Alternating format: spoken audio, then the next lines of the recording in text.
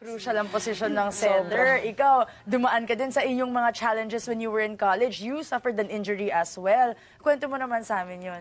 Ayun, parang sobrang nakaka-frustrate kasi siya bilang player na ma-injured ka in the middle of the season kung kailangan na manalo, ganyan. Parang may pressure, pero yung magustuhan talaga na maglaro po. Siyempre, kapag college ka naman, wala ka namang ibang gustong gawin, mag-aral, maglaro, yun lang naman eh. Tapos pag na-injury ka, parang ang dami talagang pumapasok sa isip mo.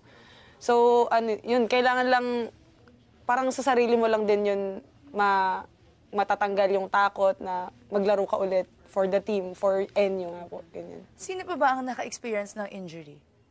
Matibay no, nung college wala eh. Magka-batch kasi kami ni Myla, so I remember very well.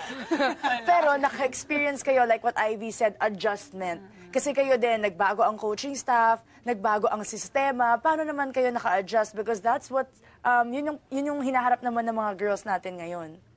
Yung sa akin, parang, yung sinabi niya kasi middle of the season siya na-injured. Ako, hinayang ako kay Joymi. Kasi, like, first game siya na-injured and then parang ikaw, di ba, as a volleyball player, pinaghandaan mo yung almost 1 year. Pinaghandaan mo as in, nagpa-condition ka, pati utak mo, lahat, pressure.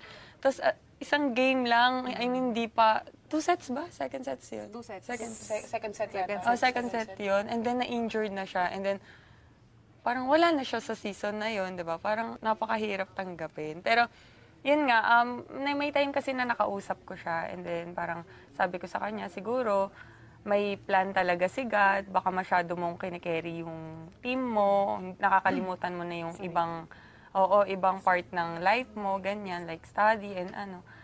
So, sabi ko naman sa kanya, pagbalik mo, siguro mas stronger na Joymi yung makikita namin. Thank you for watching The Score. Don't forget to subscribe to ABS-CBN Sports YouTube channel to be updated with the latest games.